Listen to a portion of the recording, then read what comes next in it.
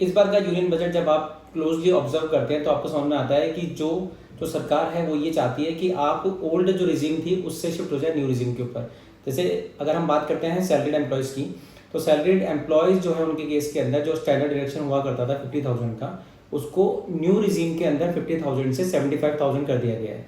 Old regime के अंदर बिल्कुल सेम वही 50,000 है, बट न्यू के अंदर 50,000 को 75,000 जो है कर देना, ये बात को दर्शाता है कि जो सरकार है वो चाहती है कि लोग जो हैं वो नई रिजीम की तरफ शिफ्ट हो जाएं। इसके साथ साथ में टैक्स स्लैब के अंदर भी बहुत ज़्यादा परिवर्तन नहीं हुआ है। जो पुरानी वाली आपकी जो रिजीम थी, ओल्ड रिजीम थी, उसके अंदर कोई परिवर्तन नहीं है, और जो न्यू रिजीम है उसके अंदर 0 to 3 के अंदर कोई टैक्स नहीं है। उसके बाद 3 to 7 के अंदर 5% टैक्स है। उसके बाद में 7 to 10 के अंदर जो है 10% टैक्स है। फिर 10 to 12 के अंदर 15%।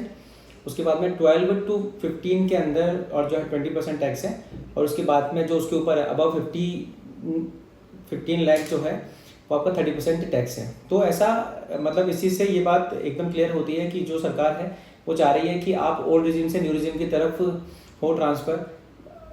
इस बार के बजट के अंदर एक और बात निकल के आई कि इनकम टैक्स एक्ट 1961 को पूरे तरीके से और जो है एक बार उसकी समीक्षा की जाएगी, रिव्यू किया जाएगा, क्या चेंजेस उसके अंदर करने हैं, किस तरीके से उसको आगे बढ़ाना है, उस बात पे विचार करके एक अच्छे से एनालिसिस करके एक जो आपका रेलिवेंट एक्ट है, एक जो रेलिवेंट प्रोविजंस हैं उनको लेके आए जाएंगे। तो जो आपका टैक्सेशन है उसको सरल किया जाएगा, उसको और ज़्यादा इफेक्टिव किया जाएगा।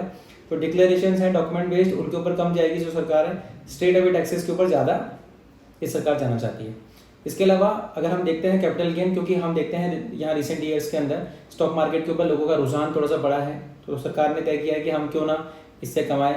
तो STCG जो है, जो हम बोलते हैं शॉर्ट टर्म कैपिटल गेन, जब आप शेयर्स को एक साल के अंदर अंदर सेल कर देते हैं तो उससे आपको जो गेन होता है उसको बोलते हैं STCG की रेट स्टेट अवे 15% थी, उसको बढ़ाकर 20% कर दिया गया है। तो 5% का हाइक यहाँ मिलता है।